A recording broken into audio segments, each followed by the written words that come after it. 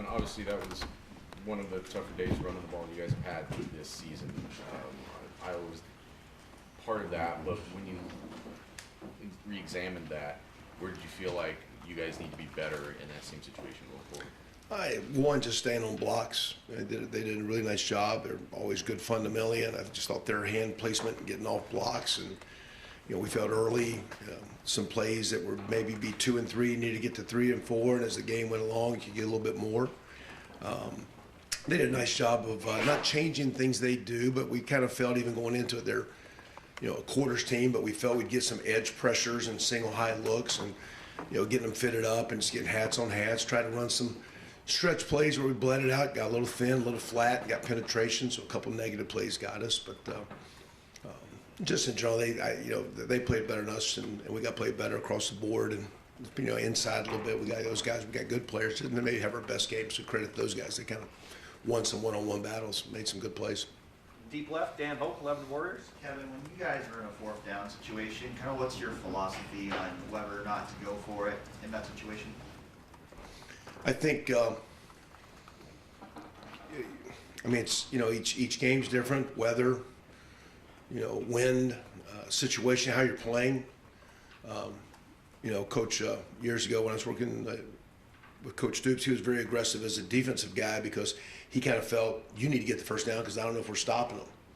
And I remember sometimes I told him, I said, I couldn't believe you went for that. He goes, I didn't matter. Years ago, I think everybody was critical. I think Coach Belichick, going against the Colts, went for it. He goes, well, whether I get the ball here or down there, he's going to score, so I need to get a first down. So are you in the mindset of you have to get the first down? Sometimes, we got a great punter that pooches it deep, and if the yardage gets to that 3 and 4 and 5 muddy area, maybe you just pooch it, pin them down, because your defense is playing really strong, and you can play 3 or 4 snaps and get it right back. That's the way in our playing to win. Field position is big in our playing to win. Part of field position is trying to get the first 2 first downs, get the ball to midfield. If you bog down, punt it deep, get the defense packed down there, and get it right back in midfield and start again. So, I think if people got an analytically. People talk a lot about analytics. I think football coaches look at a piece of paper and we all sit here for hours and we plan and script everything. I think some of the greatest coaches in our game are basketball coaches that go on feel and flow. I need a timeout. I need to go full court. I need a zone. I need to pack it in. They make adjustments. And as football coaches, you have to make adjustments. I think the really good coaches, I think Coach Day does a great job. It's feel. And you feel like I need to go get it. Now, we still got to trust the players and execute. Run play or pass play. The day of a short yardage fourth down, we threw it. But it's a one-on-one throw. It's a high percentage throw with a really good quarterback and a really good receiver. So you can say you didn't run it for a half a yard, but it was a loaded box, more than you can block, and a good one-on-one match. So I think you got to trust your gut, trust your players, trust your judgment. And I think when you get greedy, you get burned, for what it's worth. So you just got to be smart. We'll stay out in the left field there. Tom Moore, Buckeye Huddle. Just ask Jim this. When you first turn on the film to look at a new team, they haven't started evaluating it, what is the first thing you're looking at when you evaluate them? And you just kind of walk me through your process of how you evaluate. My process is different because a lot of years I've been in the box, so I don't like to look at words. Like we can put our video up and it says what the play is. I don't want to see the words. I want to get a snapshot. Because you got 2 or 3 seconds. Okay, where's the front set? Where's the extra backers? What's the coverage? What's the rotation? Did they blitz? Did they stunt? So it's like snapshot. It's like flashcards. Give me a flashcard. Give me a flashcard. So I just kind of rapid fire, look at it. We get several views of the game from end zone and sideline view, and initially you're just getting a feel of the structure of what how the flow of the game. Sometimes we get snapshots, so you start looking at cut-ups and you just see certain plays. You get a feel. Sometimes it's really nice to watch the flow of the game more than just this formation and how they line up to this set and that set. So it's a combination of what are they doing. Like typically you watch 2 or 3. I watch 2 or 3 games Sunday night real fast. Just to, there's a lot of man, a lot of zone, a lot of pressure, there's a lot of penetration, there's a lot of movement. What are you seeing just generally? And then you come in Monday and you start getting a little bit more specific. Okay, to this formation, what do you see?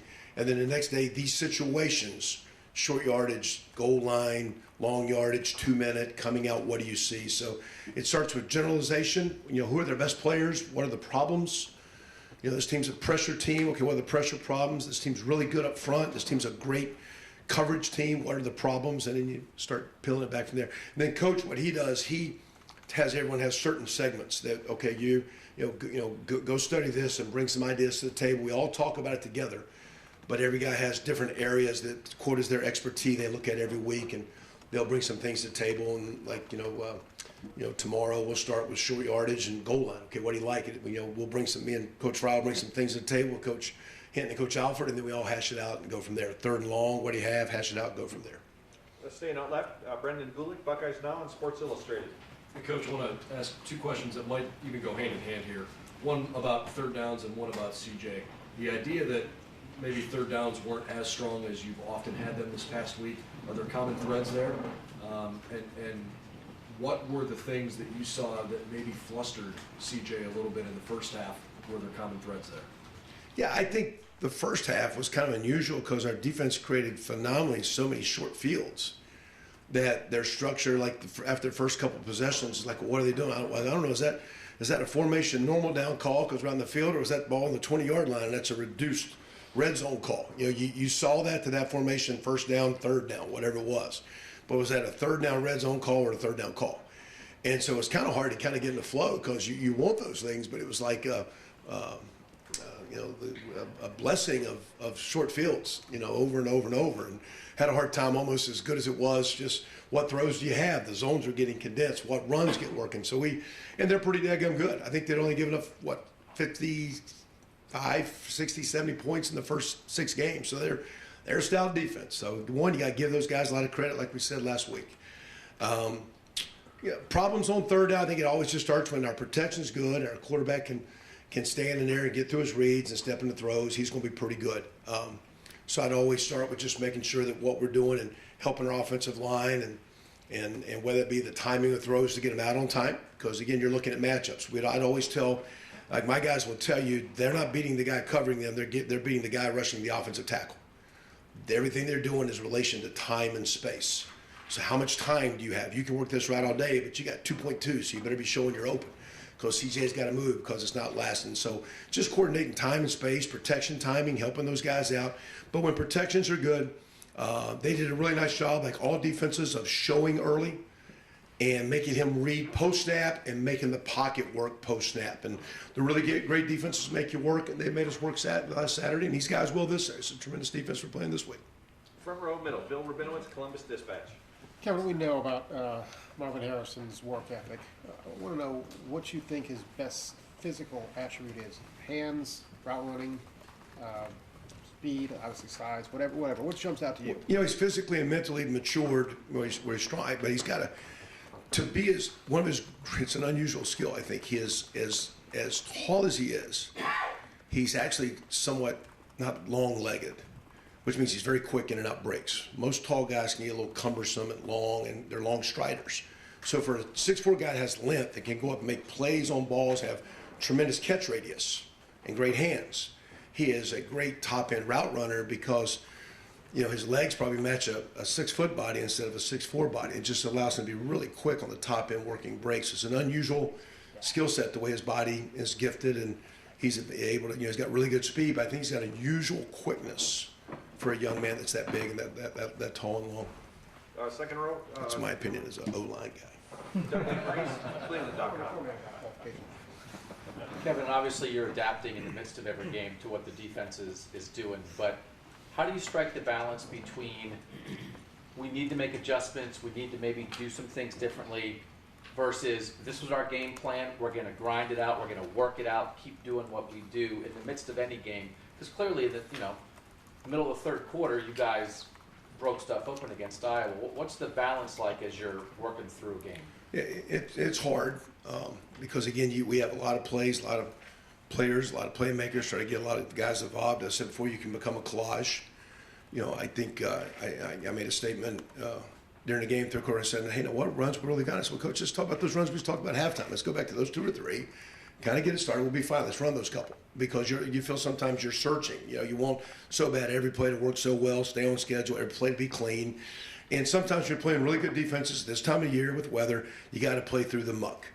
And you got to be, a golfer that's a little bit off, but you can still scratch it around and kick it in the hole and make a couple ugly pars once in a while. And sometimes you got to be able to play through it. But you got to be, when you're off, you can't be off and hurt yourself. And you can't have the negative plays. You can't have the turnovers. You can't have the plays that get you behind schedule. Let the defensive front tee off in third and long situations. Coverage get multiple in the looks, third and long situations. So when you're a little bit off, how can you just minimize the ugliness of it to strain and stay on schedule and find the rhythm? And sometimes you just got to press pause and stay calm, and just, okay, let's talk about it. Hey, no, this is, this and this, what pass you like, what protection you feel good about, what run you like, and because I think once we get our guys in rhythm, especially with CJ, you saw the day once he kind of got in rhythm, but it's easy to get off. Just like those guys. My son's a college golfer. It's easy to be really good and just get a little bit off. And it doesn't take a lot to be off. I had a great coach one time years ago. It just takes a little bit to be off. When you're off, you're vulnerable. We're a little bit off the other day, but we settled back down against a good defense and got back on track. And that was good to see. It was good to be there. It was good to be at home. We'll get that again this week and see if we can be a little bit more efficient, get there quicker. But those challenges are going to present themselves in these next 5-6 weeks. Front row right, Tim May, Letterman row. Yeah. Kevin, when you're going against a defense with a player like Joey Porter, I mean, do y'all look at it as, number one, you don't want to let that guy take away something, that y'all like to do, and yet do you also kind of like get the, the adrenaline going, hey, do we want to challenge this guy? You understand what I'm saying? I mean, Yeah, I think it goes back to where does that fall? Yeah, it goes back to that I guess greed part, just being smart. You can't just cross the guy off and not challenge the guy, but also you got to be smart. Years ago, we had a really good win at Miami. We beat Carolina, and Coach Walker said, "You throw more than 20 passes, we'll lose. We can't block these guys." And we threw 2 deep balls at Dre Bly, and he said, "Okay, you made your point. Don't do that ever again." So Joey's a great player. They have the other corner is equally probably overshadowed because of name is also they're really good outside of corners. So our guys are going to have to work hard to get open and do what it takes to win the routes. We got to deliver the ball and go on time, but you don't shy away from it, but you just got to be careful, not be greedy as a runner, as a quarterback, and as a play caller. And as you're playing that in your head also, Michigan just ran the ball down their throat. I mean, for the most part. I mean, you had some big plays and stuff, but do you take all that into it? Because it looks like their secondary may be the strength of their defense, and up front there may be some hay to bail. Yeah, and I know Minnesota, I guess, has had some injuries, but then they came back last week against a team. Now I know with the quarterback situation, maybe the box got a little bit more loaded. But each week, one game on the road, one game at home, they play so much off the energy of what's going to be a great crowd, no matter what the kick time is, and the energy. So we're going to have to block them up front. We're going to have to be smart and make the plays outside, but we're going to get challenged across the board. And we can't back away from the challenge, but we just got to be very aggressive, but very smart and calculated as we go. Front row right, Austin Ward, Rivals. You and Ryan don't script the opening drive. Has that philosophy changed throughout your career? Did you used to do that? Yeah, I used to. We put the 15. I felt over time that you were trying to make everybody happy. Hey, we got to get this reverse in. Hey, this guy needs a touch. Hey, make sure you run the naked to this guy. Hey, we need to get a counter play and come with the ball. And you were a collage of plays. And then over time, I just when I was up in the box, I just write down like, hey, 5 or 6 each time. And I just did it so I didn't go run, pass, just to mix it up. Is your first play a run or pass? What you doing on second down, run or pass? Just to kind of keep the defensive guy, off balance. Away, he couldn't get a rhythm for what you were doing. So I go back to that comment about basketball coaches adjust where football guys have a piece of paper and follow the script. The great quote is you have a game plan to get hit in the mouth. What do? You have every week here, typically, no matter what you prepare for, you get some curveballs because people are going to throw some stuff at us. So we have to adjust, have to adapt. And I think our kids are very much, I think Ryan made a great comment about our players the other day. He said, I think one of the greatest skills about our team is they love to play. They love the challenge of solving problems. And, okay, look, I didn't expect this guy to be as wide in this alignment. I didn't expect this defender to challenge me as much. I didn't expect this much pressure or movement up front. But now you're getting it. How do you handle it? Good teams handle it on the sideline during halftime and during the game. Bad teams come in on Sunday and talk about what they should have done. And so it's just nice that we, as we continue to get challenged, we keep problem solving. That's all football and offense is problem solving. Front row middle, Dave Biddle, 24/7 Sports. Kevin, I have a question about play calling. Obviously, Ryan has the final say, but how often do you call the play and he says, yeah, let's do that? Is that a pretty common occurrence? Yeah, I mean, we I don't know. No one's taking credit for anything. It's just what we do, how we do it. I mean, he's got, he's the, like I said last week, the grand marshal of the parade running deal. But we throw some stuff. But you got to be careful. There's not a lot of talking during plays. I know for a long time having called that sometimes, when the play is called before we run, hey, coach, next play, hey, you think, how about a counter? Hey, do you think we need a misdirection play? Do you think we should take a shot, move the pocket? You don't do that right when he's ready to. So there's an art of when to talk, because too much talk leads to clutter, leads to almost you've got a thought. You hear something, it's like somebody throwing you a curveball there. Like, hey, well, where's that coming from? So there's a calculated way to work together, and I think we do that well. We do it really well. A lot of times, like, hey, Kevin, Justin, Tony, give me 2 runs, 3 runs this next drive. Which 2 do you like the best? And then sometimes he'll build the passing with that as we move down the field as we go too. So it's a collective effort. There's a little bit of talking, but typically it's once the play's called, hey, hey, coach, this one, if you want it, or don't say anything. It's done before the drive, and let the flow of the game kind of go. It's my opinion. Right behind him, Stephen Means, Cleveland.com. Just based off Donnie and PJ's reaction and also what actually happened, but whose fault was the strip sack, basically, and what was supposed to happen on that stunt? How were they supposed to handle that? It was to the man side, the way we were sliding our protection, and we knew we were going to be in an empty formation. We actually kind of decided, like, hey, we're going to do this. You're going to be an empty. You're going to get a twist here. And unfortunately, I think our inside guy just kind of buried his body and got stuck on the whole man and couldn't bump it off. So, it just wasn't executed properly. Two guys on 2, man scheme. Kind of felt there was a good chance it was happening. Just didn't execute it. Not blaming the kid. We just got to be better than that. Got time for just a few more, folks. Second row right, Bill Landis, Rivals. Kevin, we saw a couple times on Saturday, you guys ran a play where Luke and I think it was Donovan pulled. I'm not sure we've seen the center guard combo pull like that before. It just feels like each week there's a little different wrinkle to the run game, something you guys sprinkle in. Was that the conversation you had in the offseason to make sure you're more purposeful about that? And then what have you thought of the run game mix so far this year? Yeah, I mean, there's different ways to get on the perimeter. Sometimes you try to just gang everybody up in areas, own stretch block, and work your spaces and get outside.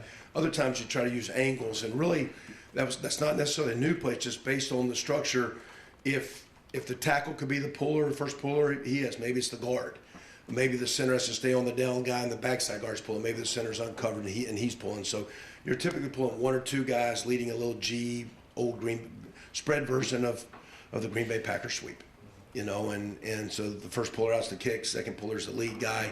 In that case, when Luke and Donovan are pulling, or Matt on the right, first guy's to kick out, and Luke's up on the deal. So to do that, though, you got to be pretty good at tight end to handle that defensive end, because he's a man block. The tackle's got to block down to the guard. It's a man block. So when you pull guys, you got man schemes. So your men have to block those guys. And it was nice to get the guys pulling, but Kate did a really good job on that D. And when your tight end can't make that block, you got to do area zone blocking. And so that's just a variation of trying to get the ball in the perimeter. Run game's been okay. It's always hard. It's challenging. No matter how well we throw the ball, you have to put extra guys to stop the run. And no matter who the defense is, as good as our receivers, quarterback play has been, the college game is wired on making a team throw the ball. So when we get our run game going, we're really good. The other day it struggled for a long time to get going, and that's why we played some muddy football for about 2 quarters there. But if we can get the run game going each week with the skill guys, we got a chance to be a decent offense for sure.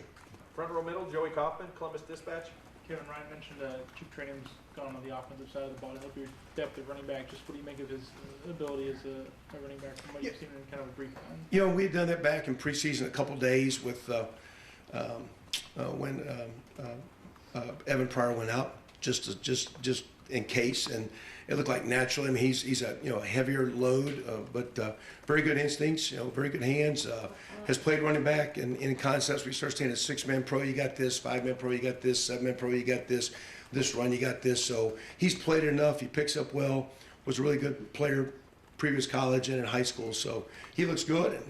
And if needed, he was doing well at linebacker, but they're a little bit more healthy, and he was playing special teams down the road. And with our 2 backs having been gimpy, we thought we needed to get him back. So he's getting worked up, and I think he'll move forward as we keep going and get a little play for us.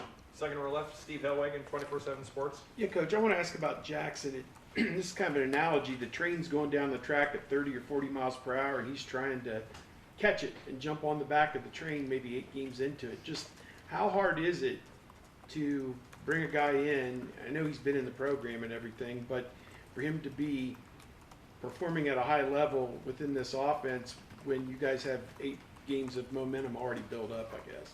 Yeah, you know, I'm sure it's hard. I mean, it's probably less hard for him because he's played a lot and he's so gifted. But just, you know, emotionally, just your thoughts and as you're going through things, the stresses that you put on yourself, what you're trying to accomplish. I would always tell our team, like we go into situations that people talk about losing. You can't lose what you don't have. Like you never had this season. We don't have this game Saturday. You can't lose it. You have to go win it. You have to go win things. You have to do things. So, you know, you can't live your life saying, what if? You just got to deal with some things. And it's unfortunate because he's a special talent, special player, a great practice player, an awesome practice player, one of the best I've ever been around. So for him to be where it is, but, you know, the good Lord's got those plans. You know, he's going to have a bright, long, great future, but short term, selfishly, I'd love to get him back because he's special and a great Buckeye. So we'll see what the short term goes. But, you know, at the same time, in this day and age, these guys put so much stress and pressure on yourselves. You try to do as much as you can to be there and love them and care for them more than like, you know, whatever. Just relax and trust the good Lord and trust what you're about because he is a tremendous talent and he's a better person. And we'll see where it goes for him. Coach, thank you very much. Bye, guys. I'm sorry, Go folks, Bucs. I just had to. Thanks, Thank you, Jerry. Yeah. Thanks, Jared. Yeah, I was about ready to follow up and say how much stress and pressure is on this kid.